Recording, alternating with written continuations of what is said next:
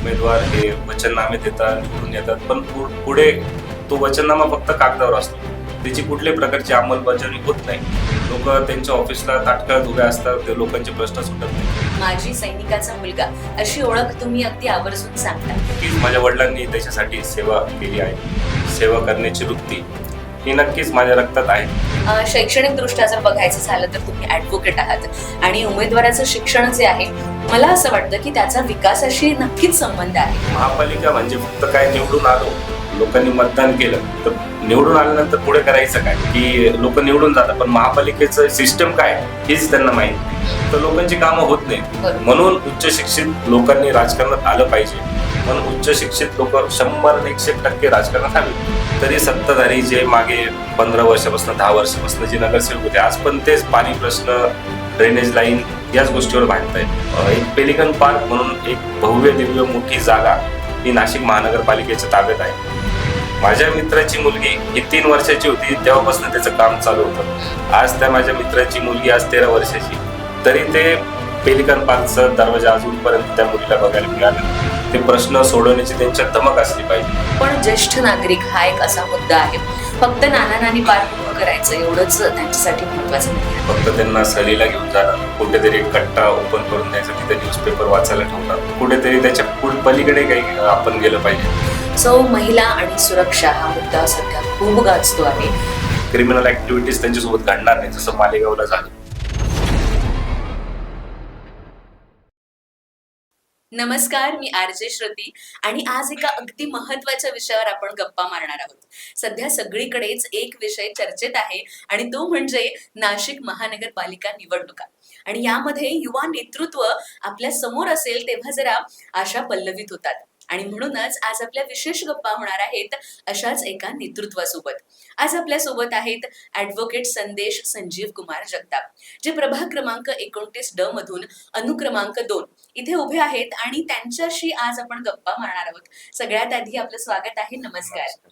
आणि सगळ्यात पहिला प्रश्न माझ्या मनात हाच येतो, तो म्हणजे आपला राजकीय अनुभव किंवा आपली ही पहिली निवडणूक आहे, तर हा सगळा उत्साह याविषयी मला सगळ्यात आधी जाणून घ्यायचा आहे. मी तुम्हाला सांगू इच्छितो की वयाच्या म्हणजे मी जस्ट 10th पास आउट झालो तेव्हापासून मी पक्षाचं एक निष्ठपणाने काम करतोय. माझ्याकडे अनेक जबाबदाऱ्या पक्षाने मला माझं काम बघून मला दिले. मी विद्यार्थी संघटनेचा शहर अध्यक्ष म्हणून काम केलंय, विभाग अध्यक्ष म्हणून काम केलंय, कामगार क्षेत्रात मोठं काम उभं केलंय व समाजकारण करत असताना प्रभागात अनेक प्रश्नांना वाचा फोडलेला आहे. अनेक निवेदनं, अनेक आंदोलनं करून प्रभागाच्या समस्या हे सोडवायचा अनेक वेळा मी प्रयत्न केलेला आहे आणि त्याच्यात 100% यश मिळालेलं आहे. शेवटी माणूस सत्तेत बसल्याशिवाय प्रश्न सगळे सुटत नाही. म्हणून ही निवडणूक लढायचा मी निर्धार केलेला आहे. वा, आणि आमच्या सगळ्यांच्याच शुभेच्छा तुमच्या सोबत आहेत. एक प्रश्न असा डोक्यात येतो, ते म्हणजे सगळेच जण वचननामा यावर खूप भर देत असतात, पण तुम्ही मात्र विजन कमिटमेंट याकडे लक्ष देताय. सो याबद्दल पण जाणून घ्यायचं. नक्कीच लहानपणापासून तुम्ही पाहिलं असेल, मी पाहिलं असेल, अनेक निवडणुका येऊन जाऊन असतात. लोक उमेदवार हे वचननामे देतात, निवडून येतात, पण पुढे तो वचननामा फक्त कागदावर असतो. त्याची कुठल्याही प्रकारची अंमलबजावणी होत नाही. लोक त्यांच्या ऑफिसला ताटकळत उभे असतात, ते लोकांचे प्रश्न सुटत नाही. तर माझा निर्धार हाच असेल, जो काही माझा वचननामा असेल, ही माझी कमिटमेंट असेल जनतेला, का तो 5 वर्षाच्या आत पूर्ण करून जनतेला मी दिलेला जो शब्द, जी कमिटमेंट आहे ती पूर्ण करायचा निर्धार माझा 100% असेल. नक्कीच. आणि पार्श्वभूमी तुमची वैयक्तिक जी आहे ती खूप चांगली आहे.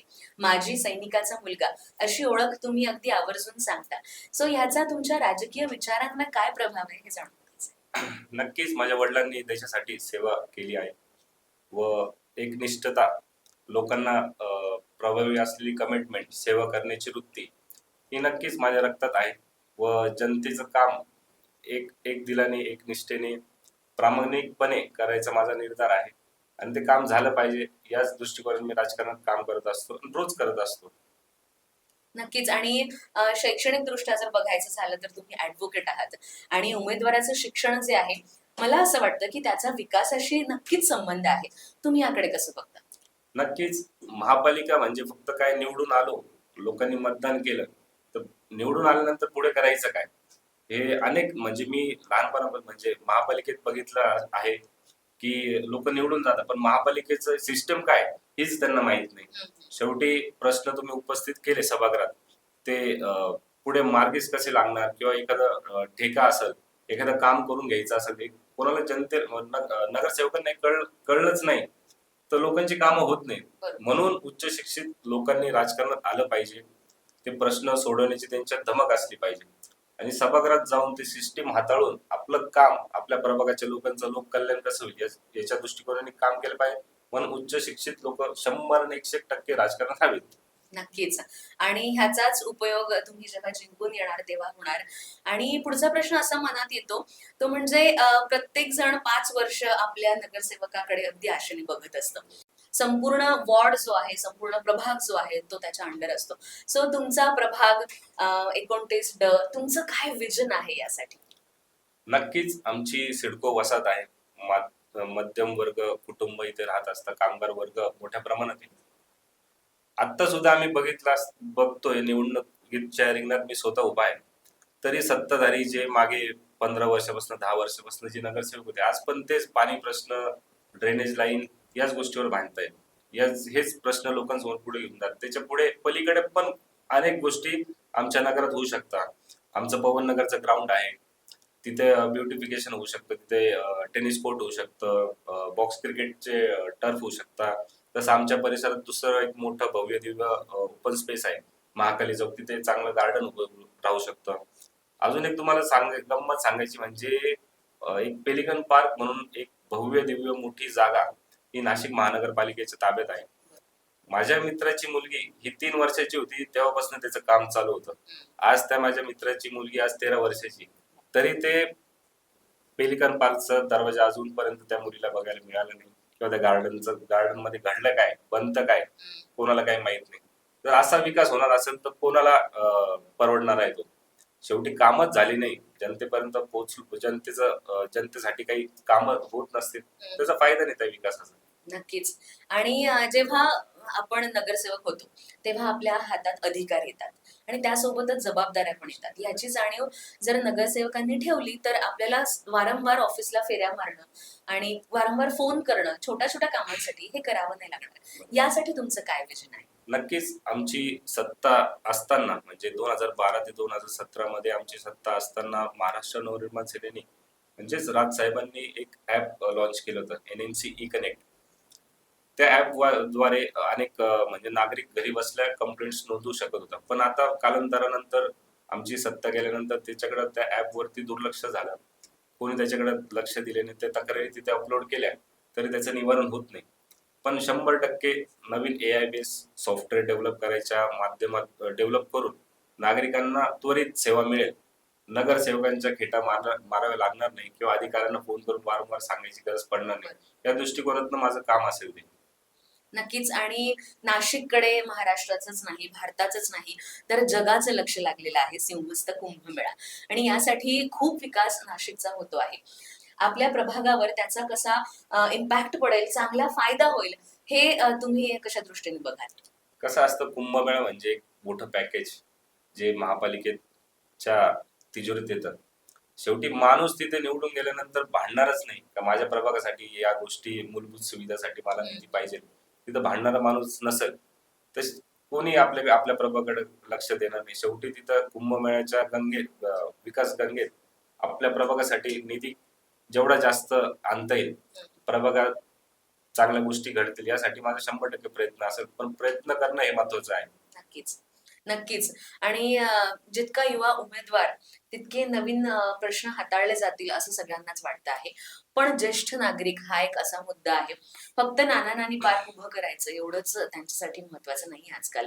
तर याविषयी काय सांगाल तुम्ही? नक्कीच ज्येष्ठ नागरिकांसाठी अनेक गोष्टी आपण करू शकतो.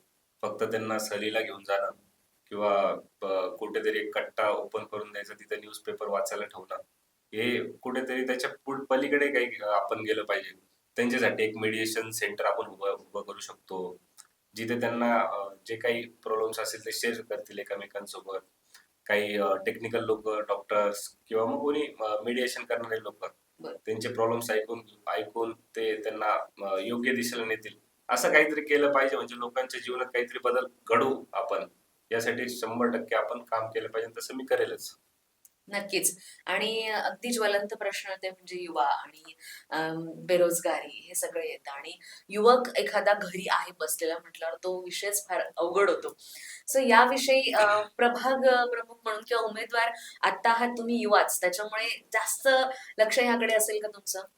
नक्कीच मी कामगार क्षेत्रात काम करत असताना सुद्धा अनेक वेळा कामगार उपायुक्त असतील, कलेक्टर असतील, कामगार मंत्री असेल, इथपर्यंत मी माझा थेट लढा दिला.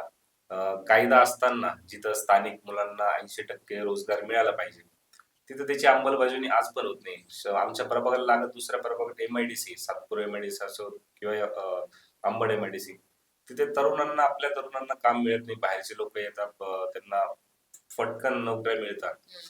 त्यासाठी एक प्लॅटफॉर्म क्रिएट करून कौशल्य विकास प्लॅटफॉर्म आहेच, पण त्यासोबत एक पॅरलल प्लॅटफॉर्म उभा करून जिथं कंपनीज असतील ते त्यांचा ओपनिंग्स असतील ते तिथे टाकतील. आपल्या मुलांना ते लगेच कळेल त्यांच्या मोबाईलवरती. यासाठी एआय टेक्नॉलॉजी यूज करून आपण काही गोष्टी करू शकतो. म्हणजे युवा वर्गाला, जो शिक्षित आहे, सुशिक्षित आहे, त्याला लगेच ती नोकरी मिळेल, यासाठी 100% प्रयत्न करूया. नक्कीच. आणि माझ्या अगदी मनातला प्रश्न, जवळचा प्रश्न, तो म्हणजे महिला. ही वोट बँक इतकी मोठी आहे, की आजपर्यंत आपण इतर राज्यांचे निकाल बघतो आहोत. चेंज केलेत त्यांनी निकाल, इतकी वोट बँक, महिला वोट बँक महत्वाची ठरतीये. सो महिला आणि सुरक्षा हा मुद्दा सध्या खूप गाजतो आहे. यावर तुमचे काय विचार आहेत? नक्कीच महिला सुरक्षा ही खूप प्रामुख्याने मोस्ट इम्पॉर्टंट गोष्ट आहे.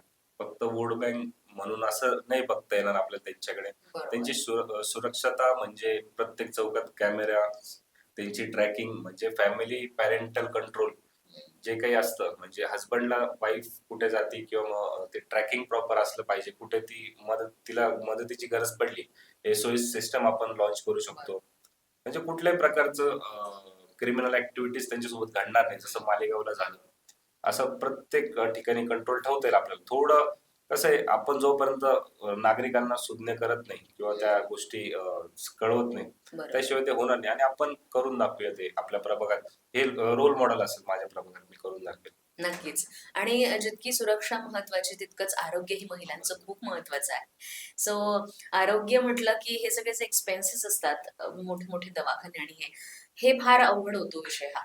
तर मग तुम्ही काय सांगाल, महिलांचं आरोग्य किती महत्वाचं आहे आणि ते तुमच्या वॉर्डात तुम्ही कसं वेगळ्या पद्धतीने हँडल करणार? आमच्या शेजारीच वॉर्डच्या शेजारीच एक मोरवडी स्वामी समर्थ रुग्णालय आहेच. हम्म. पण तिची क्षमता खूप कमी आहे. म्हणजे मोजून 20-25 बेडचं ते हॉस्पिटल. माझ्या वचननाम्यात, जाहीरनाम्यात तेच आहे का मी 100% 100 बेडचं हॉस्पिटल आमच्या प्रभागासाठी, सिडको वासियांसाठी उघडेल. तर अच्छा. तिथे उत्तम A1+ दर्जाची मेडिकल सेवा, हेल्थ केअर, तर महिलांना कमी दरात, जे काही अल्प दर असतं महापालिकेचे, त्या दरात त्यांना मोफत किंवा मग अल्प दरात आपण त्यांना आरोग्य सेवा देऊ शकू. यासाठी प्रयत्न 100% असणार. नक्कीच. आणि आपल्या प्रभागात जास्तीत जास्त लोक जे आहेत ते कंपन्यांमध्ये काम करणारे वगैरे आहेत. सो शाळा आणि त्यावरचा खर्च जो आहे, हा एक मोठा मुद्दा आहे. सो आपल्या महानगरपालिकेच्या शाळा आणखी अद्ययावत कशा होतील, यावर प्रभागातूनच काम करता येईल का? 100% करता येईल. आता माझ्या प्रभागात 4-5 शाळा आहेत, जे महापालिकेच्या कंट्रोल खाली काम करतात. हं. तिथे जर शिक्षणाचा दर्जा सुधरवला, तर नक्कीच पालकांचे, तुमच्या आमच्यासारखे लोक आपले स्वतःची मुलं त्या शाळेत टाकतील. बरोबर. शेवटी दर्जा, जोपर्यंत शिक्षणाचा दर्जा वाढत नाही, किंवा मग आज आपण महापालिकेची शाळा बघितलं का, ते SSC बोर्ड नुसार चालतात, स्टेट बोर्ड नुसार. तिथे जर आपण इंटरनॅशनल बोर्ड किंवा सेंट्रल बोर्ड, ICIC बोर्ड आणायचा प्रयत्न केला, तर नक्कीच नागरिक ऍडमिशन घेतील तिथे आणि नक्की त्या शाळा अद्ययावत होतील. शेवटी डिजिटल ट्रान्सफॉर्मेशन फक्त ते पुष्कळ नाही, शेवटी तुमचा अभ्यासक्रम किती आपण पुढे नेतो ते पण महत्वाचं. तेव्हाच ते लोकांचं ओव्हरव्ह्यू चेंज होईल त्यासाठी. ओके. आणि प्रभाग खूप मोठा आहे आपला. हे सगळं हँडल करणं, काय डोक्यात विचार सुरू आहेत? नक्कीच प्रभाग खूप मोठा आहे. आम्हाला फिरता फिरता नाकी नऊ आले. शेवटी एकदम शॉर्ट पिरियड मध्ये इलेक्शन, पण त्याच्या अगोदर बरेच राऊंड मारले मी. प्रभागात अनेक लोकांच्या संपर्कात आहेच मी. पण शेवटी जोपर्यंत आम्ही डिवायडेशन करत नाही, प्रत्येक एक पॉप्युलेशन मागे एक माझं सेंट्रल ऑफिस असेल आणि प्रत्येक चार चार ऑफिस असतील माझे नगरसेवक झाल्यानंतर. नागरिक तिथे जाऊन तक्रारी किंवा काय असेल ते नोंदवू शकतात आणि तिथून सेंट्रलाइज काम चालेल. की असं नाही का त्या कोपऱ्याचा माणूस या कोपऱ्याला येऊन तक्रार देईल. नागरिकाला एकदम सेंटर म्हणजे जवळपास असं एक एरिया शोधून तिथे ऑफिसेस असेल आणि पुढचे जे काही नगरसेवकाच्या रिलेटेड जे काम असतात नागरिक सुविधेसाठी त्यासाठी माझं एकदम जेन्युइन काम असेल. नक्कीच. आणि मूलभूत सुविधा यावर सगळेजण बोलतात. आता युवा उमेदवार म्हटल्यावर नवीन कल्पना, नवीन संकल्पना, नवीन सगळं इम्प्लिमेंटेशन होईल अशी अपेक्षा आम्हालाही असते. सो याबद्दल काय सांगाल? नक्कीच. आता आपण महापालिकेची निवडणूक म्हटलं का फक्त ते पाणी प्रश्न, ड्रेनेज प्रश्न, आरोग्य सेवा, रस्ते याच्या पलीकडे कोणीच पुढे जात नाही. पण नक्की याच्या पलीकडे पण अनेक गोष्टी आपण 24 तास पाणीचा कधी विचार केलेला नाही. कधी आपण आता इंटरनेट ही एक प्रकारचा फंडामेंटल राईट झाले आज. बरोबर. फ्री इंटरनेट आपण कधी विचार केला नाही. कोणत्या नगरसेवकाने कोणी महापालिकेने त्याचा विचार केला नाही. ते आपण आणू शकतो. डिजिटल लायब्ररी आपण आणू शकतो. असे अनेक जे काही नवीन युगातले ज्या काही गोष्टी त्या आपल्या प्रभागात सहज उपलब्ध करू शकतो, सहज आणू शकतो. यासाठी फक्त इच्छाशक्ती लागते आणि ते आपण करूया. नक्कीच. आणि आज तुमच्याशी गप्पा मारल्यानंतर माझ्या एक गोष्ट लक्षात आली आहे, की ह्या क्षेत्रात म्हणजे राजकारणात नवीन पिढी का हवी आहे, नवं नेतृत्व का हवं आहे, युवा नेतृत्व का आहे, हे मला नक्कीच कळलं. आपल्या प्रभागातील सगळ्या नागरिकांना अगदी मनापासून काय संदेश द्यावा असं वाटतं? नक्कीच माझ्या नागरिकांना कळकळून विनंती आहे का तुम्ही सुज्ञ आहात, सगळं तुम्हाला माहिती आहे. शेवटी नगरसेवक निवडून दिल्यानंतर त्यांनी सभागृहात प्रश्न पण उपस्थित केले पाहिजे. अशिक्षित माणूस किंवा एखादा माणूस ज्याला फक्त ते नगरसेवक पद हवंय, तो तिथे जाऊन काय करणार? फक्त चार चौकात मिरवल की मी नगरसेवक झालो. पण शेवटी नागरिकांचे जर प्रश्न सुटणारच नसतील किंवा प्रश्न कसे सोडवायचे हे त्याचा मार्गच महापालिकेत माहीत नसेल, तर त्याचा फायदा नाही. म्हणजे आम्ही आणि मागच्या वेळेस पण बघितलं, नगरसेवक झाले पण 5-5 वर्ष संपून गेले. त्यांना ते काम कसं करायचं, महापालिका काय असते हेच माहित नाही. मी जवळून या सगळ्या गोष्टी बघितल्या. पक्षाचं काम करत असताना, निवेदन देत असताना, अधिकाऱ्यांसोबत संबंध ठेवत असताना, तुमचा करेक्ट नसेल महापालिकेसोबत, फक्त निवडणूक लढवायची, जिंकायचं आणि पुढे नागरिकांना तोंडच दाखवायचं नाही, कारण की आपल्याला माहितीच नाही प्रश्न कसे सोडवायचे. तर आपण शेवटी मी अनेक गोष्टी जवळून बघितल्या आहेत. जर मला संधी दिली नागरिकांनी तर 100% प्रभागाचा विकास केल्याशिवाय मी राहणार नाही. 5 वर्ष निवडणुकीचे झाले का तेव्हा भूमिपूजन करत नाही बसणं, माझं उद्घाटन आणि नागरिकांसाठी त्या गोष्टी ओपन झालेल्या असतील. याच्यासाठी माझा प्रयत्न असेल आणि माझ्या मतदार बंधूंना मी सांगेन की तुम्ही माझ्या पाठीशी खंबीरपणे राहा.